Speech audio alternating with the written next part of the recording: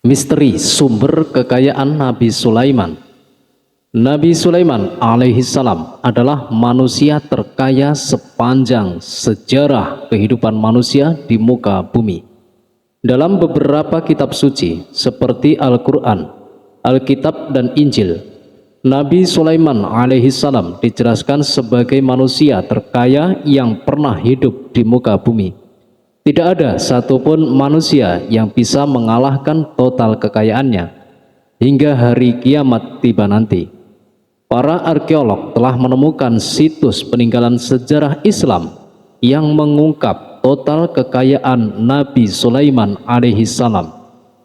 R.S. bin Yosef, seorang profesor dari Tel Aviv University, seorang peneliti, ia menyatakan bahwa 3.000 tahun yang lalu Nabi Sulaiman alaihissalam diperkirakan memiliki kekayaan senilai 2,2 triliun US dollar.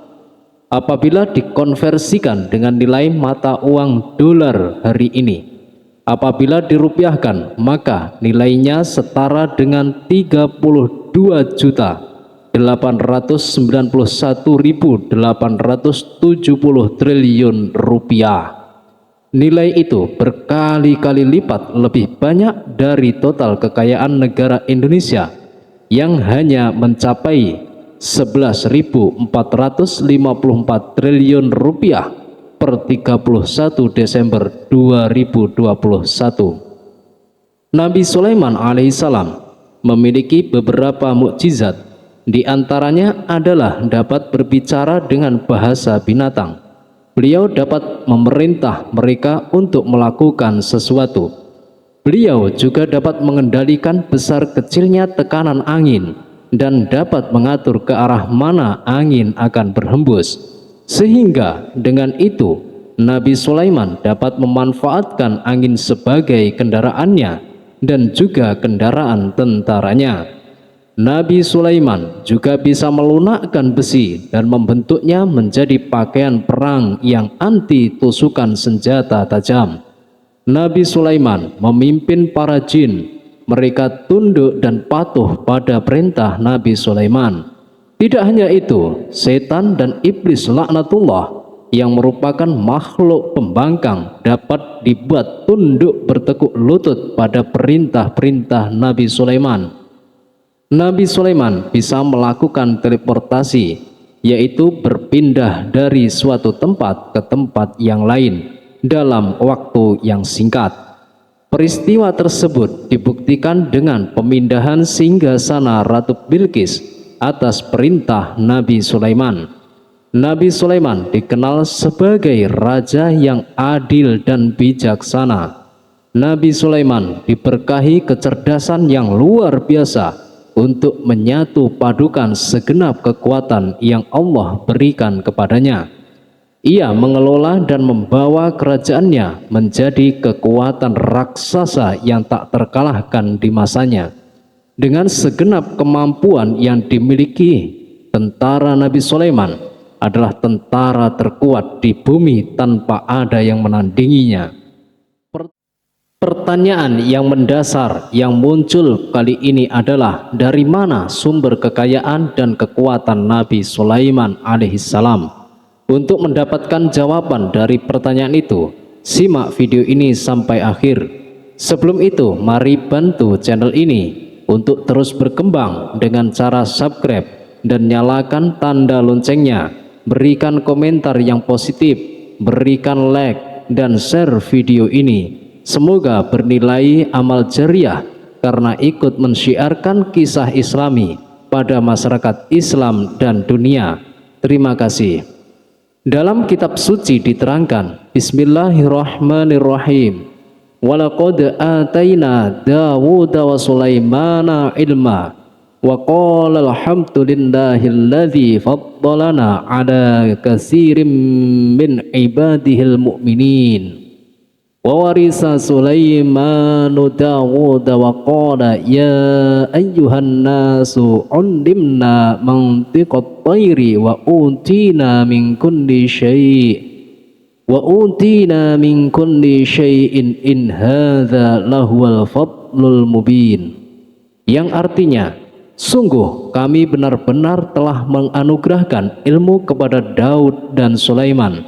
Keduanya berkata, segala puji bagi Allah yang melebihkan kami dari kebanyakan hamba-hambanya yang mukmin. Sulaiman telah mewarisi Daud dan dia berkata, wahai manusia, kami telah diajari untuk memahami bahasa burung dan kami dianugerahi segala sesuatu. Sesungguhnya semua ini benar-benar karunia yang nyata. Quran Surah Al-Naml ayat 15-16.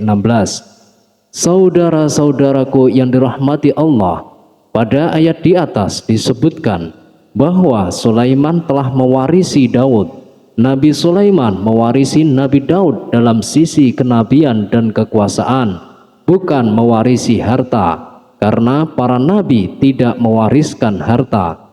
Sebab sepeninggalan mereka, harta para nabi menjadi sedekah bagi orang-orang yang ada di sekitar mereka, yaitu orang-orang fakir dan orang-orang yang membutuhkan. Dan harta para nabi tidak dikhususkan bagi kalangan keluarganya.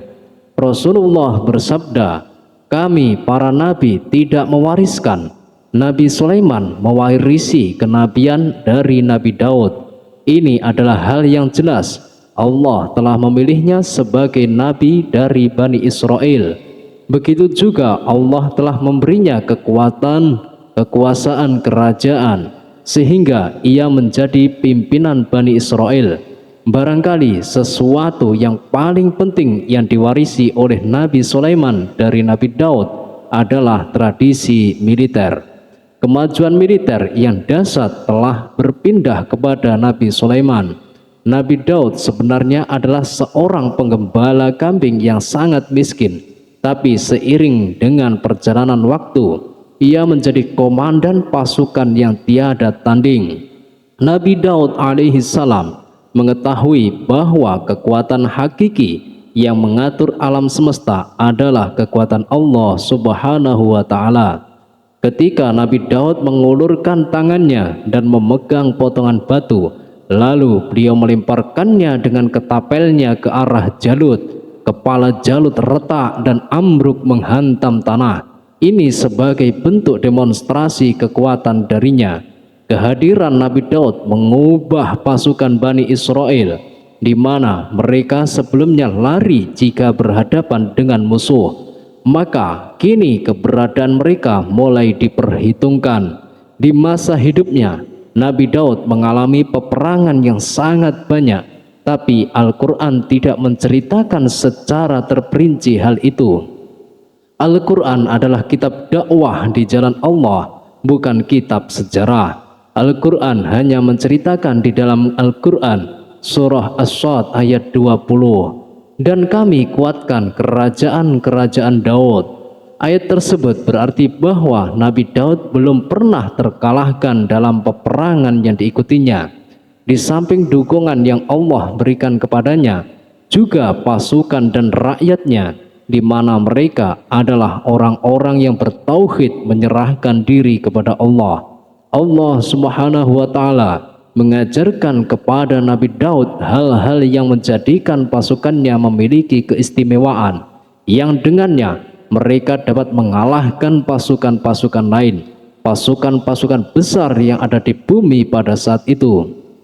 Allah Subhanahu wa Ta'ala berfirman dalam Al-Quran surah Saba ayat 10, dan kami telah melunakkan besi untuknya. Baju besi mungkin akan menjadi masalah dalam benak kita. Ketika orang-orang akan berperang, baju besi cukup mengganggu gerakan mereka. Kita bisa membayangkan ketika ada dua orang berperang, salah satunya dapat bergerak bebas, sementara yang lainnya tidak leluasa bergerak karena tertahan dengan pakaiannya. Namun dengan kekuasaan Allah, Nabi Daud dapat melunakkan besi dan membuat baju besi yang ringan yang mudah untuk digunakan. Ini adalah kemajuan penting yang Allah berikan kepada Nabi Daud dan tentaranya. Kemajuan itu kemudian diajarkan, diwariskan, dan dimiliki oleh Nabi Sulaiman alaihissalam. Nabi Sulaiman memiliki pasukan yang dahsyat yang melebihi pasukan manapun di bumi saat itu, atau bahkan mungkin saat ini. Bahkan Allah menambahkan karunia-Nya kepada Nabi Sulaiman yang disebutkan dalam Al-Quran surah An-Naml ayat 16. Dan Sulaiman telah mewarisi Daud, dan dia berkata, "Wahai manusia, kami telah diberi pengertian tentang suara burung, dan kami diberi segala sesuatu. Sesungguhnya ini benar-benar suatu karunia yang nyata." Saudara-saudaraku yang dirahmati Allah, pada suatu hari Nabi Sulaiman alaihissalam menengadahkan tangannya, mengangkat tangannya berdoa kepada Allah. Antara hati Nabi dan Allah tidak ada penghalang, tidak ada jarak, tidak ada sekatan waktu.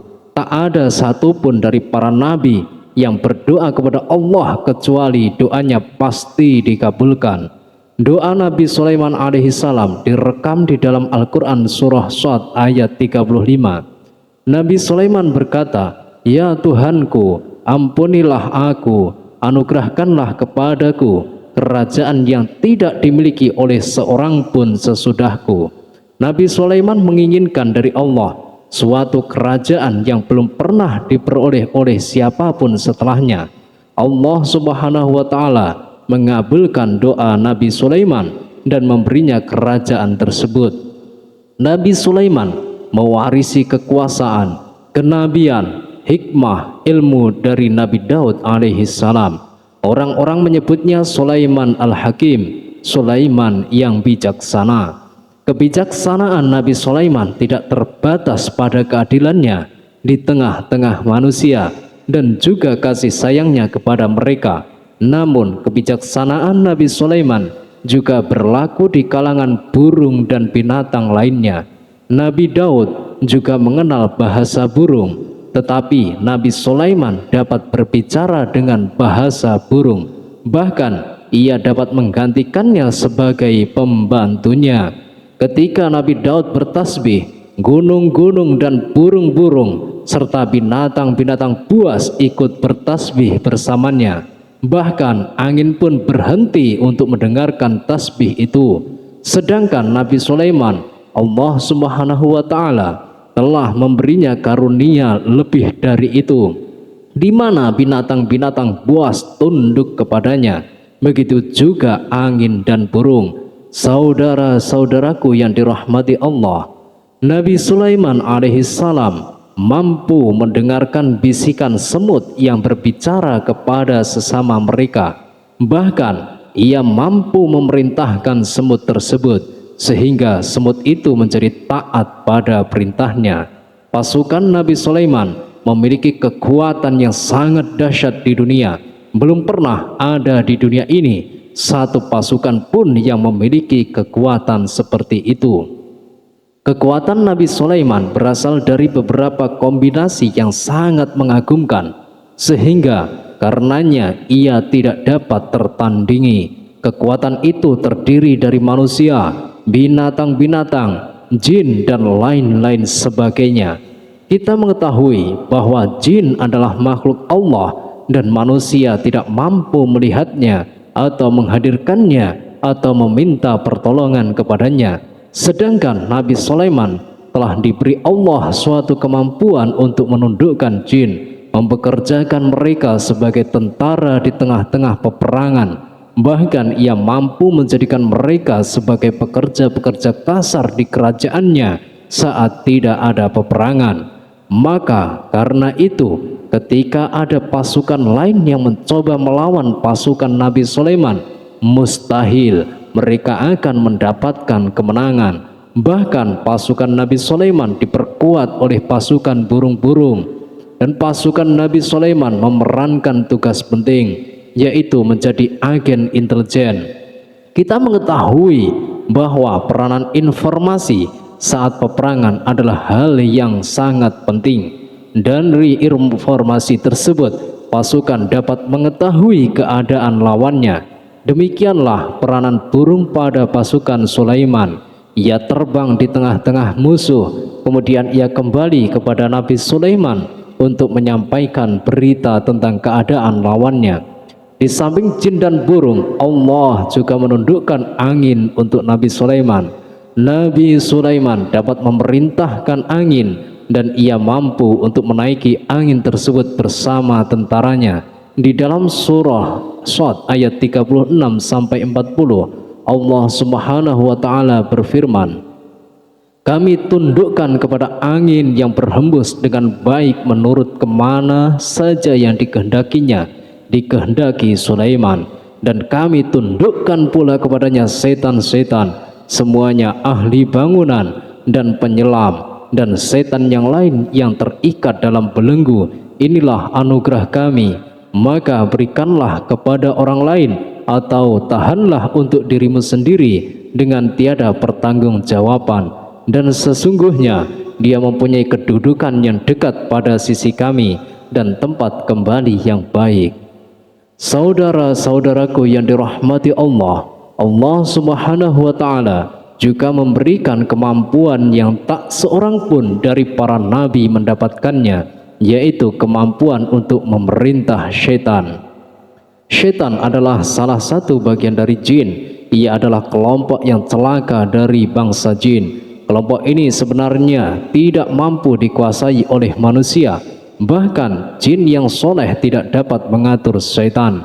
Adapun Nabi Sulaiman, Allah telah memberinya kekuasaan untuk menundukkan syaitan dan mempekerjakan mereka, bahkan mengikatnya dengan rantai serta menghukumnya jika ia menentang pada perintahnya. Syaitan membangun untuk Sulaiman istana-istana dan patung-patung dan alat-alat perang. Bahkan setan-setan itu menyelam di dasar lautan untuk mengeluarkan permata dan yakut untuk Sulaiman. Jika ada di antara setan yang menentang perintahnya, maka Nabi Sulaiman alaihissalam mengikatnya dengan rantai. Ini semua menunjukkan kekayaan Nabi Sulaiman dan kekuasaannya, di mana ia mampu mengatur banyak makhluk di bumi. Ini tentu saja kemampuan itu semuanya atas izin atau kehendak dari Allah Subhanahu wa taala sebagai mukjizat darinya.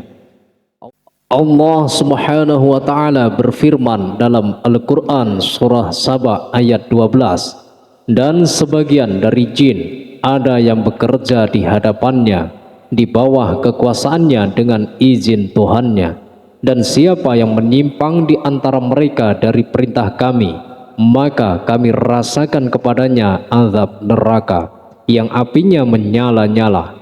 Para jin itu membuat untuk Sulaiman apa yang dikehendakinya dari gedung-gedung yang tinggi dan patung-patung dan piring-piring yang besarnya seperti kolam atau periuk yang tetap berada di atas tungku. Saudara-saudaraku yang dirahmati Allah Ta'ala, Nabi Sulaiman yang bijaksana adalah penguasa yang tak tertandingi di muka bumi.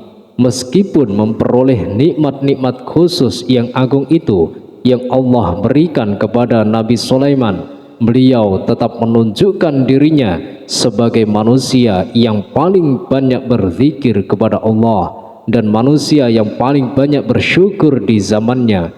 Saudara-saudaraku yang dirahmati Allah, sebagaimana Allah Subhanahu wa taala telah memberikan nikmat kepada ayahnya Nabi Daud alaihissalam, di mana ia mampu melunakkan besi dan Allah mengajarinya bagaimana cara mencairkan besi, maka Nabi Sulaiman alaihissalam dapat memanfaatkan tembaga yang cair untuk peperangan dan juga di saat perdamaian.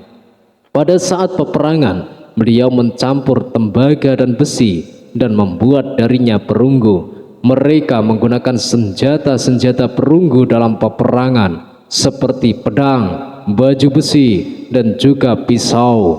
Senjata-senjata ini adalah senjata yang paling kuat di saat itu. Sedangkan di saat damai, tembaga digunakan untuk membuat bangunan, perhiasan, dan lain sebagainya. Meskipun Nabi Sulaiman mendapatkan nikmat yang besar ini dan karunia yang khusus, Allah Subhanahu wa taala mengujinya dengan suatu ujian yang dahsyat, ujian yang akan selalu datang kepada seorang hamba yang soleh. Ketika hamba itu mendapatkan kedudukan besar, maka ujiannya pun menjadi besar. Allah Subhanahu wa Ta'ala menguji Nabi Sulaiman dengan sebuah penyakit. Saudara-saudaraku yang dirahmati Allah, ujian yang dialami Nabi Sulaiman diceritakan oleh Fakhrur Razi. Sulaiman diuji dengan suatu penyakit yang keras, di mana kedokteran saat itu tidak bakal mampu mengatasinya. Sakitnya Nabi Sulaiman sangat keras, sehingga para dokter dari kalangan manusia dan jin tidak mampu menghilangkan penyakit itu.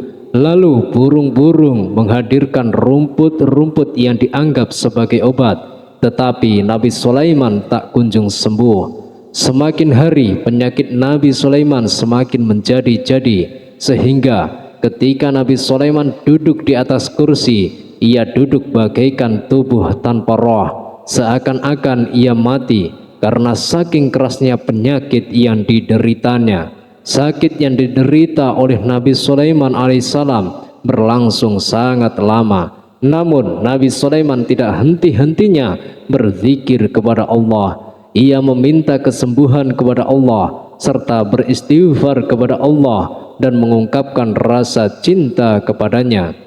Selesailah ujian Allah terhadap hambanya, Nabi Sulaiman alaihissalam. Beliau pun sembuh. Kini Nabi Sulaiman merasakan kembali kesehatannya setelah ia mengetahui segala kejayaan dan segala kekuasaan serta segala kebesarannya tidak lagi mampu menghilangkan penyakit yang dideritanya kecuali jika Allah menghendakinya. Saudara-saudaraku yang dirahmati Allah, Nabi Sulaiman telah membangun tempat ibadah, tempat sujud, sehingga manusia menyembah Allah di dalamnya. Rumah itu menunjukkan keunggulan seni arsitektur dan seni pahat. Orang-orang yang membangun rumah ini berjumlah puluhan ribu orang. Tentu setiap kelompok dari mereka memiliki pekerjaan masing-masing. Di antara mereka ada yang mencairkan tembaga, di antara mereka ada yang tukang pahat, ada yang tukang ukir, ada yang membelah batu, ada yang memotong-motong kayu, ada yang mendatangkan rumput-rumput dari Lebanon, ada yang mendatangkan emas dan menjadikannya lempengan-lempengan yang mengkilat untuk menutupi kayu, untuk melapisi dinding. Bahkan golongan jin pun membantu pembangunan rumah tersebut, tentu dengan perintah dan bimbingan Nabi Sulaiman. Mereka membuat patung-patung besar, membuat bejana besar untuk tempat makan para tentara dan pekerja, yaitu bejana seperti gunung karena saking beratnya dan besarnya. Mereka juga membuat tempat-tempat minum yang besarnya seperti kolam. Nabi Sulaiman mengawasi para pekerjanya dan juga mengurusi masyarakatnya, di mana beliau mengenali problem mereka dan berusaha memecahkannya. Beliau juga mengawasi pasukan dari kalangan binatang dan burung. Beliau mengetahui apakah ada satu di antara mereka yang tidak datang, tidak hadir, di mana ia pergi serta mengapa ia pergi. Nabi Sulaiman menguasai pengetahuan itu semua. Nabi Sulaiman bukan hanya mengetahui problem tentaranya dari kalangan manusia dan juga tentaranya dari kalangan burung, namun ia juga menunjukkan kasih sayang terhadap semut, di mana beliau mendengar bisikannya dan tidak suka untuk menginjaknya. Nabi Sulaiman selalu menundukkan kepalanya ke bumi sebagai bentuk rasa rendah diri dan syukur kepada Allah Subhanahu wa Ta'ala. Saudara-saudaraku yang dirahmati oleh Allah, suatu hari Nabi Sulaiman alaihissalam berjalan di depan tentaranya dan tiba-tiba ia mendengar suara semut yang berkata kepada temannya dari kalangan semut. Hal itu terekam di dalam Al-Quran surah An-Nahl ayat 18-19. Wahai semut-semut, masuklah ke dalam sarang-sarangmu agar kamu tidak terinjak oleh Sulaiman dan tentaranya. Sedangkan mereka tidak menyadarinya, Nabi Sulaiman alaihissalam tersenyum mendengar itu dan ia berdoa, Ya Allah, ya Tuhanku, berilah aku ilham untuk tetap mensyukuri nikmat-Mu yang telah Engkau anugerahkan kepadaku dan kepada kedua orang tuaku, ayah ibuku, dan untuk mengerjakan amal soleh yang engkau ridhoi, dan masukkanlah aku ke dalam rahmatmu, ke dalam golongan hamba-hambamu yang soleh. Saudara-saudaraku yang dirahmati Allah, meskipun Nabi Sulaiman mendapatkan kekuasaan dan memiliki tentara yang besar, namun beliau menunjukkan kasih sayang terhadap bangsa semut. Beliau mendengarkan bisikannya dan melihat semut yang ada di depannya. Oleh karena itu, tidak mungkin baginya untuk menginjak golongan semut-semut itu. Nabi Sulaiman bersyukur kepada Allah yang telah memberinya nikmat itu, yaitu nikmat rahmat dan kasih sayang. Di samping itu, Nabi Sulaiman alaihissalam adalah orang paling kaya di dunia. Istananya terbuat dari kayu gaharu yang memiliki bau yang sangat harum. Istananya terbuat dari emas dan terkadang dari kristal. Beliau juga memiliki kursi besar yang terbuat dari emas dan permata. Istana Nabi Sulaiman merupakan istana yang paling besar di dunia. Nabi Sulaiman menggunakan pakaian dari emas dan permata. Meskipun demikian, Nabi Sulaiman tetap menunjukkan sebagai hamba yang berserah diri dan rendah diri di hadapan Allah Subhanahu wa Ta'ala, dan sederhana di depan manusia. Nabi Sulaiman merendahkan dirinya di hadapan Allah. Ia selalu sujud kepada Allah sebagaimana ayahnya yang selalu bertasbih kepada Allah. Nabi Sulaiman selalu melantunkan lagu-lagu cinta ilahi dan hanya memuji Allah Subhanahu wa Ta'ala. Pada suatu hari, Nabi Sulaiman alaihissalam mengeluarkan perintah kepada pasukannya untuk bersiap-siap. Kemudian Nabi Sulaiman keluar dan memeriksa pasukannya satu demi satu. Pasukannya diteliti. Kelompok yang pertama adalah kelompok manusia. Nabi Sulaiman memperhatikan kesiapan mereka. Lalu Nabi Sulaiman mengeluarkan perintah-perintah kepada mereka. Kemudian Nabi Sulaiman memeriksa kelompok jin dan menyampaikan perintahnya kepada mereka. Beliau memenjarakan jin yang tampak bermalas-malasan saat bekerja. Lalu beliau memeriksa binatang dan berkata kepada mereka, apakah mereka sudah makan dengan baik? Apakah mereka tidur dengan nyenyak? Apakah ada yang mengadu pada mereka, misalkan karena penyediaan sesuatu, ataukah karena makanan yang tidak layak? Apakah di sana ada yang sakit? Dan lain sebagainya. Semuanya diperiksa oleh Nabi Sulaiman. Ketika Nabi Sulaiman merasa puas dengan semuanya, Nabi Sulaiman memasuki tenda tempat berkumpulnya para burung. Nabi Sulaiman alaihissalam kemudian memasuki tenda tersebut dan mengamati keadaan di sekitarnya, sehingga beliau mengetahui bahwa ada satu burung yang tidak hadir, yaitu burung hudhud. Nabi Sulaiman alaihissalam kemudian berkata yang diabadikan dalam Al-Quran surah An-Naml ayat 20, mengapa aku tidak melihat burung hudhud? Burung-burung yang lain tampak terdiam sebagai penghormatan, dan mereka mendengarkan apa yang akan dikatakan pemimpin mereka, Nabi Sulaiman. Nabi Sulaiman mengarahkan pandangannya pada semua burung dan tidak menemukan burung hudhud di antara mereka. Tak seekor burung pun yang mengetahui keberadaannya. Burung hudhud absen pada apel wajib kali ini. Nabi Sulaiman mulai menampakkan kemarahannya. Apakah dia termasuk yang tidak hadir? Tiba-tiba seekor burung kecil memberanikan diri untuk berkata kepada Nabi Sulaiman, wahai Nabi yang mulia, seharusnya hudhud ada bersamaku kemarin untuk melaksanakan tugas penyelidikan. Ia adalah pemimpin misi itu, namun burung hudhud belum datang. Oleh karena itu aku tidak pergi bersamanya.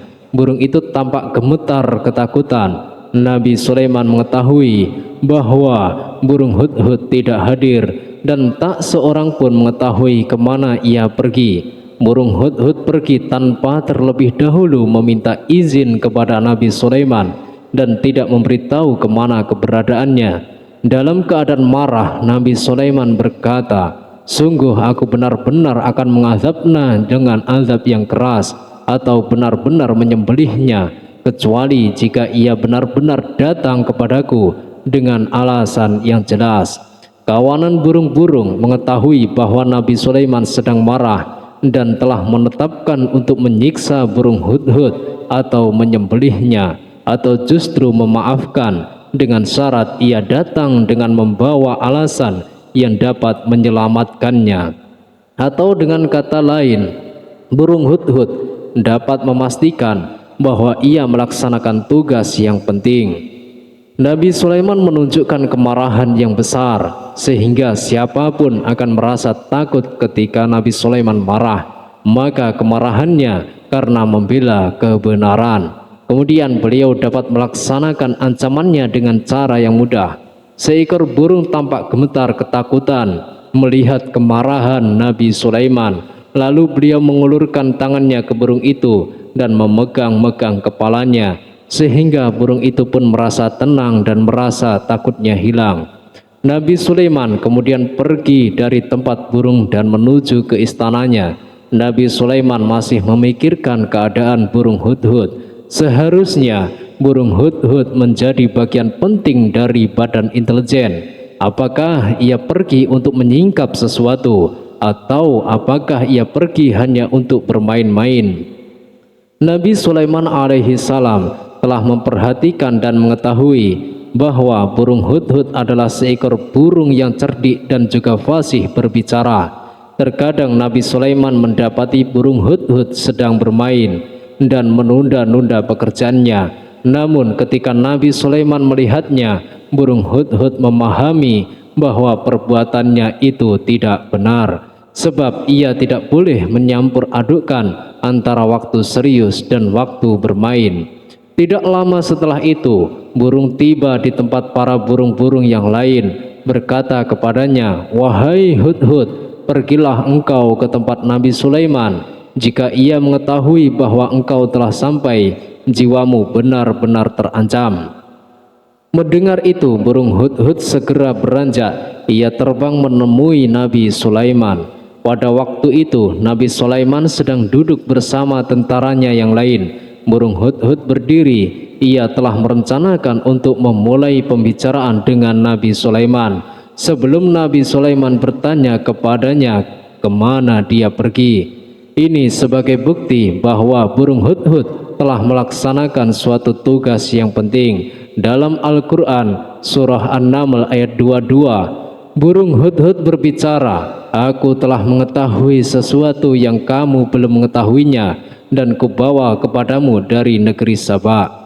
Suatu berita penting yang diyakini seakan-akan burung hudhud hendak berkata, "Aku adalah hudhud yang miskin, tapi aku mengetahui apa yang tidak engkau ketahui, dan aku telah datang kepadamu dari kerajaan Saba dengan membawa berita yang sangat penting." Nabi Sulaiman tampak terdiam. Ia menunggu hudhud menyelesaikan kisahnya yang tertulis dalam Al-Quran surah An-Naml ayat 23-24. Burung hudhud berkata, "Sesungguhnya aku menjumpai seorang wanita yang memerintah mereka. Dia dianugerahi segala sesuatu serta mempunyai singgasana yang besar. Aku mendapati dia dan kaumnya menyembah matahari selain Allah, dan setan-setan telah menjadikan mereka memandang indah perbuatan-perbuatan mereka, lalu menghalangi mereka dari jalan Allah, sehingga mereka tidak mendapatkan petunjuk." Burung hudhud diam sejenak, dan Nabi Sulaiman merasa bahwa hudhud menunjukkan kefasihan lisannya dan berbicara dengan baik kepadanya. Nabi Sulaiman berkata dalam Al-Quran surah An-Naml ayat 27, sambil menunjukkan senyum manisnya di wajah, Nabi Sulaiman berkata, "Akan kami lihat apakah kamu benar wahai hudhud, ataukah kamu termasuk orang-orang yang berdusta." Seakan-akan burung hudhud ingin mengatakan, "Aku tidak berbohong wahai Nabi yang mulia." Namun diamnya Sulaiman membuatnya takut, sehingga burung hudhud terdiam. Nabi Sulaiman terdiam karena berpikir, lalu ia memutuskan sesuatu. Setelah itu beliau mengangkat kepalanya dan meminta secari kertas dan pena. Nabi Sulaiman menulis surat singkat dan menyerahkannya kepada Hudhud serta memerintahkan kepadanya. Dalam Al-Quran surah An-Naml ayat 28 diterangkan, "Pergilah dengan membawa suratku ini, lalu jatuhkanlah kepada mereka, kemudian berpalinglah dari mereka, lalu perhatikanlah apa yang mereka bicarakan." Al-Quranul Karim hanya menceritakan dalam Quran surah An-Naml bagaimana perginya Hudhud dan bagaimana ia menyerahkan surat itu. Lalu Al-Quran langsung menyebut keadaan kerajaan Balqis yang saat itu ia sedang membaca surat tersebut di depan para pembesar kerajaan dan para menterinya.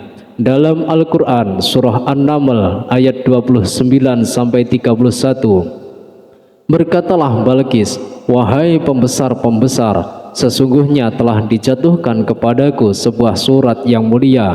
Sesungguhnya surat ini dari Sulaiman, dan sesungguhnya isinya dengan menyebut nama Allah yang Maha Pengasih lagi Maha Penyayang, bahwa janganlah kalian berlaku sombong terhadapku dan datanglah kepadaku sebagai orang-orang yang berserah diri." Saudara-saudaraku yang dirahmati Allah Subhanahu wa Ta'ala, surat itu Nabi Sulaiman disebutkan hendaklah mereka menyerahkan diri dan tunduk kepada perintah Sulaiman. Nabi Sulaiman memerintahkan agar mereka meninggalkan penyembahan terhadap matahari. Nabi Sulaiman tidak mempersoalkan akidah mereka dan tidak memuaskan mereka dengan apapun. Nabi Sulaiman hanya memerintahkan bahwa ia berada di atas kebenaran. Bukankah ia didukung kekuatan yang berlandaskan keyakinan yang dimilikinya? Nabi Sulaiman hanya memerintahkan mereka agar tunduk dan patuh kepadanya. Ratu Saba menyampaikan surat tersebut di tengah-tengah kaumnya. Dalam Al-Quran surah An-Naml ayat 32 dijelaskan, berkata Balqis, "Wahai para pembesar, berilah aku pertimbangan dalam urusanku ini. Aku tidak pernah memutuskan sesuatu persoalan sebelum kamu berada dalam majelisku." Saudara-saudaraku yang dirahmati Allah, para pembesar istana Balqis menentang surat tersebut. Isi surat itu membangkitkan kesombongan kaum Saba, di mana mereka merasa lebih kuat. Mereka mengetahui bahwa di sana ada orang yang mencoba menentang mereka dan mengisyaratkan peperangan kepada mereka. Lalu ia meminta kepada mereka untuk memenuhi syarat-syaratnya sebelum terjadinya peperangan dan kekalahan. Dalam Al-Quran surah An-Naml ayat 33, mereka menjawab, "Kita adalah orang-orang yang memiliki kekuatan dan juga memiliki keberanian yang sangat dalam peperangan, dan keputusan berada di tanganmu, wahai rajaku. Maka pertimbangkanlah apa yang akan kamu perintahkan." Saudara-saudaraku yang dirahmati Allah, para pembesar kaum Saba seakan ingin berkata, "Kita siap untuk melaksanakan perang." Tampaknya ratu itu memiliki kebijakan yang lebih baik dari pembesar kaumnya. Surat Sulaiman itu membuatnya berpikir lebih jernih dan lebih berhati-hati. Ia berusaha sebisa mungkin menghindari peperangan. Ratu itu berpikir dalam tempo yang lama. Nabi Sulaiman tidak diketahuinya dan ia pun belum pernah mendengarnya. Oleh karena itu, Ratu kaum Saba tidak mampu mengetahui dan mendeteksi seberapa besar kekuatan Nabi Sulaiman. Boleh jadi Nabi Sulaiman memiliki kekuatan yang dahsyat sehingga ia mampu memerangi kekuasaannya dan mengalahkannya. Kemudian ratu memperhatikan apa yang ada di sekelilingnya. Ia melihat kemajuan masyarakatnya dan juga kekayaannya. Barangkali ia mengira bahwa Nabi Sulaiman iri terhadap kemajuan dan kekayaan itu, sehingga Nabi Sulaiman ingin menyerangnya. Setelah mempertimbangkan isi surat Nabi Sulaiman dengan cermat, Ratu Saba memilih untuk tidak bersikap ceroboh dan bodoh. Ratu lebih suka untuk menggunakan bahasa kelembutan. Ia mengirim kepada Nabi Sulaiman suatu hadiah yang besar. Ratu mengira bahwa Nabi Sulaiman seorang yang ambisius, yang boleh jadi ia telah mendengar tentang kekayaan kerajaan Saba. Para utusan pergi dengan membawa hadiah dari Ratu Saba. Ratu Saba berharap agar mereka dapat memasuki kerajaan Nabi Sulaiman dan akan mengetahui kondisi kerajaannya. Saat mereka pulang, Ratu ingin mendengar secara langsung dari mereka tentang bagaimana keadaan kaum Nabi Sulaiman dan pasukannya. Setelah mendapatkan informasi yang cukup, maka Ratu Balqis dapat membuat sesuatu keputusan yang tepat.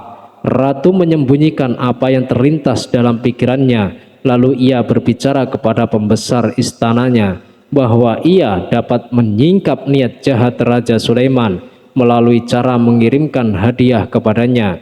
Ratu lebih memilih cara tersebut dan menunggu reaksi dari Nabi Sulaiman.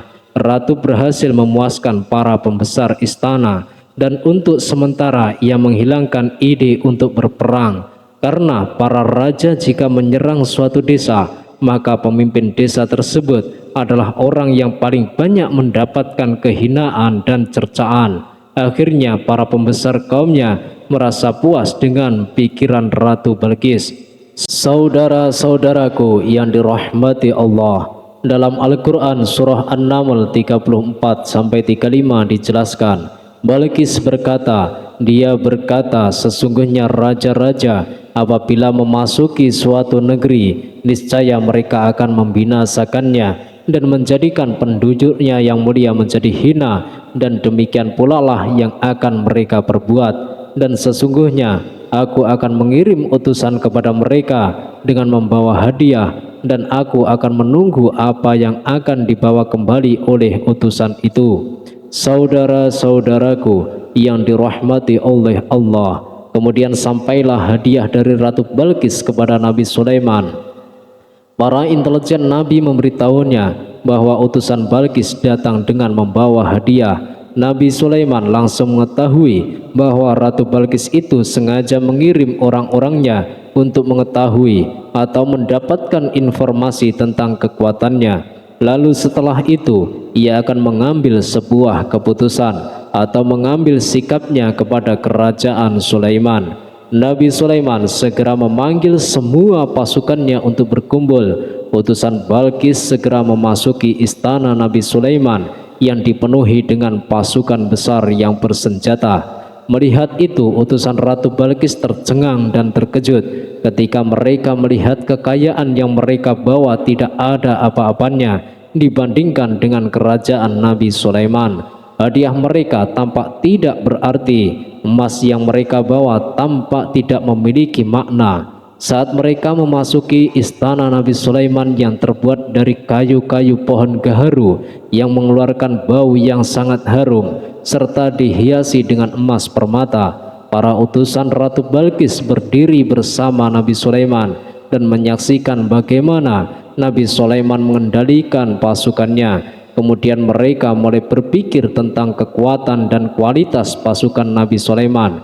Betapa kagetnya mereka ketika melihat di tengah-tengah pasukan itu terdapat singa, burung, dan tentara dari kalangan manusia yang mampu terbang. Mereka pun sadar bahwa mereka di hadapan pasukan yang tiada tandingnya.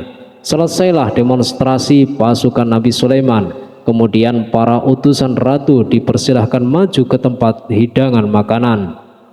Para utusan itu sangat terkejut ketika melihat berbagai macam makanan dari penjuru dunia ada di depannya, dan di antara makanan itu terdapat pula makanan yang biasa ditemukan di negeri mereka. Tetapi mereka melihat bahwa makanan itu memiliki rasa yang lebih istimewa. Selain itu, piring-piring yang ada di hadapan mereka dan dijadikan tempat makanannya terbuat dari emas, dan mereka dilayani oleh laki-laki yang berhias dengan emas. Ratu mereka pun tidak mengenakan hiasan itu. Di meja makan itu terdapat burung, ikan laut, dan berbagai macam daging yang mereka tidak mampu lagi membedakan daging apa itu. Nabi Sulaiman tidak makan bersama mereka, tapi beliau makan dengan menggunakan piring yang terbuat dari kayu. Beliau memakan roti yang kering yang dicampur dengan minyak. Inilah makanan yang dipilihnya. Nabi Sulaiman makan bersama mereka dalam keadaan diam. mereka merasa kehadiran Nabi Sulaiman menciptakan suatu wibawa yang luar biasa. Selesailah perjamuan itu, makanan itu sudah selesai. Lalu dengan sangat malu mereka menyerahkan hadiah dari Ratu Balqis kepada Nabi Sulaiman. Hadiah itu berupa emas. Bagi mereka hadiah itu sangat bernilai tinggi. Tapi di sini hadiah itu tampak kecil di hadapan kekayaan-kekayaan Nabi Sulaiman yang sangat mengagumkan. Nabi Sulaiman memperhatikan hadiah ratu itu dan berkata dalam Al-Quran surah An-Naml ayat 36, maka tatkala utusan itu sampai pada Sulaiman, Sulaiman berkata, apakah patut kamu menolong aku dengan harta? Maka apa yang diberikan Allah kepadaku lebih baik daripada apa yang diberikannya kepadamu, tetapi kamu merasa bangga dengan hadiahmu. Saudara-saudaraku, Raja Sulaiman menyingkap dengan kata-katanya yang singkat. Itu penolakannya terhadap hadiah mereka. Ia memberitahu utusan itu bahwa ia tidak menerima hadiah tersebut. Ia tidak merasa puas dengan hadiah itu. Yang membuatnya puas hanyalah, janganlah kalian berlaku sombong terhadapku dan datanglah kepadaku sebagai orang-orang yang berserah diri. Lalu Nabi Sulaiman berkata kepada mereka dengan pelan. Hal ini diabadikan dalam Al-Quran surah An-Naml ayat 37, yang artinya, kembalilah kepada mereka, sungguh kami akan mendatangi mereka dengan bala tentara yang mereka tidak kuasa melawannya, dan pasti kami akan mengusir mereka dari negeri itu, yaitu negeri Sabah, dengan terhina, dan mereka akan menjadi tawanan-tawanan yang hina. Saudara-saudaraku yang dirahmati Allah, Nabi Sulaiman kemudian meninggalkan para utusan ratu setelah terlebih dahulu mengancam mereka. Para utusan itu mengharap agar Nabi Sulaiman mau menunggu kunjungan Ratu Balqis sendiri yang akan membawa misi perdamaian. Akhirnya sampailah para utusan Ratu Balqis ke negeri Sabah. Mereka segera menuju istana sang ratu. Mereka memberitahu bahwa negeri mereka ada di ujung tanduk. Mereka menceritakan kepada ratu tentang kekuatan Nabi Sulaiman dan tidak mungkin bagi mereka mampu melawannya. Mereka meyakinkan Ratu Balqis bahwa ia harus mengunjunginya dan melihat sendiri bagaimana kebesaran kerajaan Nabi Sulaiman. Kemudian ratu menyiapkan dirinya untuk pergi menuju kerajaan Nabi Sulaiman. Nabi Sulaiman duduk di kursi kerajaan di tengah-tengah para pembesarnya dan para prajuritnya serta para komandan pasukannya. Beliau berpikir tentang sosok Balqis. Nabi Sulaiman mengetahui bahwa Balqis menuju tempatnya. Balqis dikelilingi rasa takut. Nabi Sulaiman berpikir sejenak tentang bagaimana matahari disembah. Ia memikirkan bagaimana informasi yang diterima oleh intelijennya tentang kemajuan kerajaan Balqis dalam bidang kesenian dan ilmu pengetahuan. Nabi Sulaiman bertanya kepada dirinya, apakah kemajuan menjadi penghalang untuk mengetahui kebenaran? Apakah ratu itu gembira dengan kekuatan yang dicapainya? Dan ia membayangkan bahwa kekuatannya adalah segalanya. Dengan kemajuan yang dimilikinya, Nabi Sulaiman ingin membuat kejutan agar ratu mengetahui bahwa Islam yang diyakini oleh Nabi Sulaiman adalah satu-satunya yang mampu mendatangkan kemajuan dan kekuatan yang hakiki, sehingga ia dapat membandingkan antara keyakinannya dalam menyembah matahari beserta kemajuan yang mencapainya dengan keyakinan Nabi Sulaiman, juga beserta kemajuan yang diraihnya. Saudara-saudaraku yang dirahmati Allah, para mata-mata Nabi Sulaiman telah memberitahunya bahwa hal yang sangat disegani dan dikagumi oleh kaum Balqis adalah kerajaan Sabah, yaitu singgasana Raja Balqis. Singgasana itu terbuat dari emas dan batu mulia. Singgasana tersebut dijaga oleh penjaga yang sangat disiplin, di mana mereka tidak pernah lalai sedikit pun. Oleh karena itu sangat tepat apabila Nabi Sulaiman menghadirkan singgasananya di sini, di kerajaannya, sehingga ketika ratu tiba maka ia dapat duduk di atasnya. Nabi Sulaiman ingin membuat kejutan kepadanya dan menunjukkan bahwa kemampuannya tersebut yang berlandaskan pada keislaman. Nabi Sulaiman melakukan yang demikian itu dengan harapan agar si ratu tunduk kepadanya. Itu terlintas dalam diri Nabi Sulaiman, lalu ia mengangkat kepalanya dan menoleh kepada anak buahnya. Hal itu diabadikan dalam Al-Quran surah An-Naml ayat 38. Wahai para pembesar-pembesar, siapakah di antara kalian yang sanggup membawa singgasananya kepadaku sebelum mereka datang kepadaku sebagai orang-orang yang berserah diri?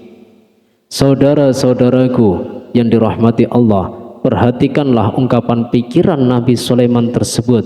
Semua pemikirannya berkisar tentang keislaman, para penyembah matahari, tentang bagaimana beliau dapat memberikan petunjuk kepada mereka di jalan Allah. Yang pertama menjawab pertanyaan Nabi Sulaiman adalah jin Ifrit dari kalangan jin, yang Allah telah menundukkan mereka kepada Nabi Sulaiman. Dalam Quran surah An-Naml ayat 39, berkata Ifrit yang cerdik dari golongan jin, aku akan datang kepadamu dengan membawa singgasana itu kepadamu sebelum kamu berdiri dari tempat dudukmu. Sesungguhnya aku benar-benar kuat untuk membawanya lagi dapat dipercaya. Nabi Sulaiman berdiri dari tempat duduknya setelah 1 jam atau 2 jam, namun jin itu berjanji kepadanya untuk menghadirkan singgasana Balqis sebelum itu. Istana Nabi Sulaiman di Palestina, sedangkan istana Balqis terletak di Yaman. Antara singgasana tersebut dengan singgasana Nabi Sulaiman berjarak lebih dari ribuan mil. Barangkali pesawat yang cepat sekalipun yang kita kenal hari ini tidak akan mampu membawa dan mendatangkan istana itu dalam waktu 1 jam. Tetapi masalahnya di sini berhubungan dengan kekuatan jin yang serba misterius. Nabi Sulaiman alaihissalam tidak mengomentari sedikitpun terhadap apa yang dikatakan oleh Ifrit dari golongan jin, tanpa ia menunggu tanggapan lain yang mampu menghadirkan singgasana Balqis yang lebih cepat dari jin Ifrit. Nabi Sulaiman menoleh kepada seorang di sana yang duduk di atas naungan. Hal itu diceritakan dalam Al-Quran surah An-Naml ayat 40, yang artinya, berkatalah seorang yang mempunyai ilmu dari Alkitab, aku akan membawa singgasana itu kepadamu sebelum matamu berkedip. Maka tatkala Sulaiman melihat singgasana itu terletak di hadapannya, ia pun berkata, ini termasuk karunia Tuhanku untuk mencoba aku, apakah aku akan bersyukur atau mengingkari nikmatnya. Dan barang siapa yang bersyukur, maka sesungguhnya dia bersyukur untuk kebaikan dirinya sendiri, dan barang siapa yang ingkar, maka sesungguhnya Tuhanku maha kaya lagi maha mulia. Saudara-saudaraku yang dirahmati Allah, belum lama seseorang yang mempunyai ilmu dari Alkitab menyatakan kalimatnya, sehingga singgasana itu tiba-tiba ada di depan Nabi Sulaiman, yang mampu menghadirkan singgasana itu lebih cepat atau lebih sedikit dari kedipan mata. Ketika mata itu tertutup dan terbuka, Al-Quranul Karim tidak menyingkap kepribadian seorang yang menghadirkan singgasana itu. Al-Quran hanya menggarisi bahwa orang itu mempunyai ilmu dari Alkitab. Al-Quran tidak menjelaskan kepada kita apakah ia seorang malaikat, ataukah manusia, ataukah jin. Al-Quranul Karim sepertinya ingin menyembunyikan identitas orang tersebut. Al-Quran sengaja tidak menyingkap hakikat kitab yang dimaksud. Saudara-saudaraku yang dirahmati Allah, setelah melihat singgasana itu, Nabi Sulaiman bersyukur kepada Allah. Ia mulai memperhatikan singgasana sang ratu. Singgasana tersebut merupakan simbol pembangunan dan juga kemajuan, tetapi tampaknya ia hanya sesuatu yang biasa saja jika dibandingkan dengan kekuasaan dan kebesaran ciptaan yang dibuat oleh manusia dan jin di kalangan istana Nabi Sulaiman. Nabi Sulaiman memikirkan dalam tempo yang lama singgasana Ratu Balqis itu. Kemudian beliau memerintahkan agar singgasana itu diperbaiki, sehingga saat Ratu Balqis datang, Nabi Sulaiman akan mengujinya. Apakah Ratu Balqis dapat mengenali singgasananya ataukah tidak? Di dalam Al-Quran surah An-Naml ayat 41, Nabi Sulaiman berkata, ubahlah baginya singgasananya, maka kita akan melihat apakah dia mengenal atau dia termasuk orang-orang yang tidak mengenalnya. Saudara-saudaraku yang dirahmati Allah, Nabi Sulaiman memerintahkan agar dibangun istana yang akan digunakan untuk menyambut Ratu Balqis. Nabi Sulaiman memilih tempat di laut dan ia memerintahkan agar dibangun suatu istana di mana sebagian besarnya terdiri dari air laut. Nabi Sulaiman memerintahkan agar lantainya itu terbuat dari kaca yang tebal dan kuat, sehingga orang-orang yang berjalan di atas istana itu akan dapat melihat di bawahnya ada ikan-ikan yang berwarna-warni yang berenang-renang, dan mereka akan melihat rumput-rumput laut yang bergerak-gerak. Akhirnya selesailah pembangunan istana itu. Saking bersihnya kaca lantainya sehingga tampak di sana tidak ada kaca. Burung hudhud memberitahu Nabi Sulaiman bahwa Balqis telah sampai di dekat kerajaan. Kemudian Ratu Balqis datang. Al-Quran tidak menyebutkan keadaan Nabi Sulaiman saat menyambut Balqis, namun Al-Quran menunjukkan dua sikap Ratu Balqis. Pertama, bagaimana sikap Balqis ketika pertama kali melihat singgasananya yang datang mendahulunya, padahal ia telah meninggalkan pengawalannya untuk tetap setia menjaga singgasananya itu. Keadaan kedua adalah keadaan di depan istana yang dibangun untuk penyambutan Balqis. Istana itu penuh dengan permata yang berenang di bawahnya ikan-ikan. Dalam Al-Quran surah An-Naml ayat 42 dijelaskan, dan ketika Balqis datang, ditanyakanlah kepadanya, serupa inikah singgasanamu? Balqis menjawab, seakan-akan singgasana ini adalah singgasanaku. Kami telah diberi pengetahuan sebelumnya dan kami adalah orang-orang yang berserah diri. Saudara-saudaraku, pada dialog di atas, Balqis melihat singgasananya dan ia tercengang saat mengetahui bahwa itu adalah singgasana miliknya. Namun ia kemudian mulai ragu karena melihat tidak sepenuhnya itu singgasana miliknya. Jika itu benar-benar miliknya, lalu bagaimana ia datang mendahulunya? Dan bila bukan singgasananya, maka bagaimana Sulaiman dapat meniru sepersis dan seteliti itu, padahal Sulaiman tidak pernah sekalipun ke kerajaannya. Nabi Sulaiman berkata saat melihat Balqis mengamati singgasananya, apakah ini singgasanamu? Balqis terlihat sangat kebingungan, namun setelah itu ia menjawab, sepertinya benar. Nabi Sulaiman berkata lagi, kami telah diberi ilmu sebelumnya dan kami sebagai orang-orang yang muslim. Saudara-saudaraku yang dirahmati Allah, melalui pernyataan itu Nabi Sulaiman ingin mengisyaratkan kepada Balqis agar ia membandingkan antara keyakinannya beserta ilmu yang dicapainya dengan keyakinan Nabi Sulaiman yang muslim. Besarnya ilmu pengetahuan yang telah diraihnya, penyembahan terhadap matahari, dan pencapaian ilmu yang dicapai oleh Balqis tampak tidak ada apa-apanya dibandingkan dengan ilmu Nabi Sulaiman dan keislamannya. Nabi Sulaiman telah mendahulinya dalam bidang ilmu karena keislamannya. Karena itu sangat mudah baginya untuk mengungguli Balqis dalam ilmu-ilmu yang lainnya. Demikianlah yang diisyaratkan pernyataan Sulaiman kepada Balqis Ratu Saba itu. Mengetahui bahwa ini adalah singgasananya, di mana singgasana itu datang lebih dulu daripada dirinya. Beberapa bagian darinya telah diubah saat Balqis masih perjalanan menuju ke tempat Nabi Sulaiman. Ia berpikir kemampuan apa yang dimiliki oleh Nabi Sulaiman.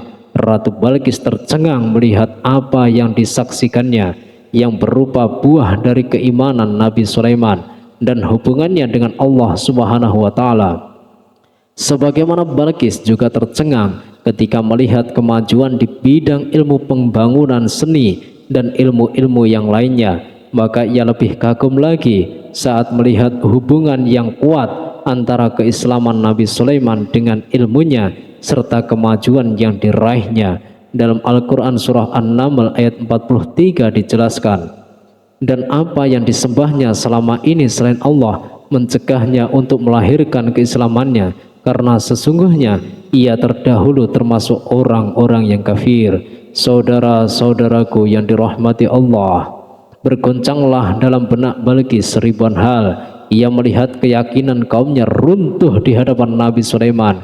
Ia menyadari matahari yang disembahnya hanya merupakan ciptaan Allah, di mana dia menggerakkannya untuk hamba-hambanya. Lalu terbitlah matahari kebenaran dalam dirinya. Hatinya diterangi oleh cahaya baru yang tidak akan tenggelam seperti tenggelamnya matahari. Masa keislamannya hanya menunggu waktu. Ratu Balqis memilih waktu yang tepat untuk mengumumkan keislamannya. Allah Subhanahu wa taala berfirman dalam Al-Qur'an surah An-Naml ayat 44, dikatakan kepadanya, "Masuklah ke dalam istana." Maka tatkala ia melihat lantai istana itu, dikiranya kolam air yang besar, dan disingkapkannya dua betisnya. Berkatalah Sulaiman, "Sesungguhnya ia adalah istana licin yang terbuat dari kaca." Berkatalah Balqis, "Wahai Tuhanku, sesungguhnya aku telah berbuat zalim terhadap diriku, dan aku berserah diri bersama Sulaiman kepada Allah Tuhan semesta alam."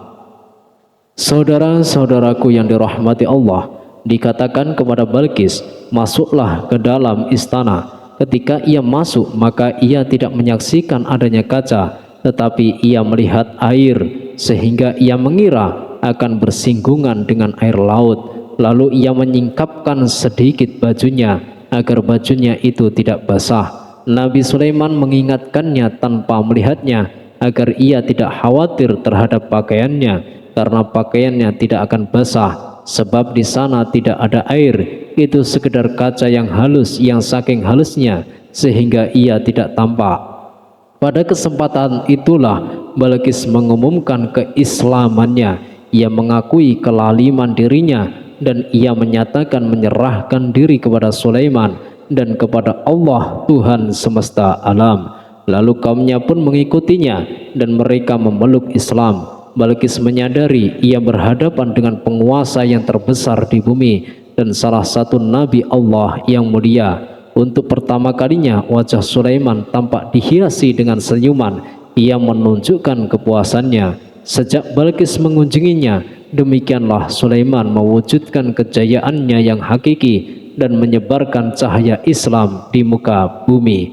Saudara-saudaraku, Al-Quran tidak menyebutkan kisah Balqis setelah keislamannya. Para ahli tafsir mengatakan bahwa ia menikah dengan Nabi Sulaiman. Selain itu ada yang mengatakan bahwa ia menikah dengan salah satu orang dekat Nabi Sulaiman. Ada juga yang mengatakan bahwa sebagian Raja Habasyah adalah keturunan dari buah perkawinan ini. Wallahu a'lam bishawab. Saudara-saudaraku yang dirahmati Allah, Nabi Sulaiman hidup di tengah-tengah kejayaan dan kemuliaan di bumi. Kemudian Allah menetapkan kematian untuknya, sebagaimana kehidupan Sulaiman berada di puncak kemuliaan dan kejayaan yang penuh dengan keajaiban yang luar biasa. Maka kematiannya pun merupakan tanda-tanda kebesaran Allah yang penuh dengan keajaiban. Demikianlah bahwa kematiannya sesuai dengan kehidupannya, sesuai dengan kejayaannya.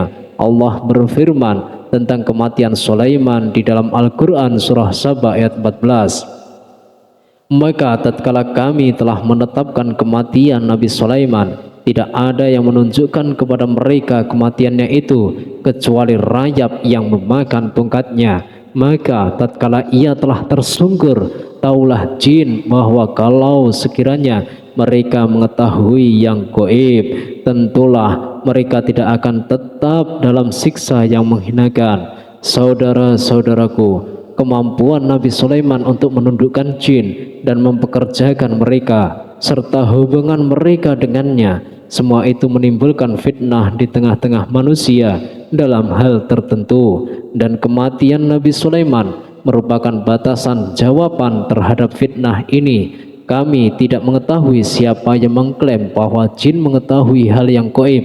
Apakah itu setan yang terkutuk, atau jin yang bodoh, atau manusia yang tertipu? Kami tidak mengetahui siapa yang bertanggung jawab terhadap tersebarnya isu yang keliru ini. Yang kita ketahui adalah bahwa hal tersebut adalah mempengaruhi sebagian manusia dan jin. Barangkali manusia berkata kepada diri mereka, selama jin melakukan perbuatan yang luar biasa ini, maka apa gerangan yang menjadikan mereka tidak mengetahui hal yang gaib itu? Manusia itu lupa bahwa kunci kegaiban berada di tangan Allah. Masalah ilmu gaib tidak akan mampu dikuasai oleh jin, manusia, para nabi, dan semua makhluk. Hanya Dia yang mengetahuinya, dan manusia diberitahu hanya sedikit sekali.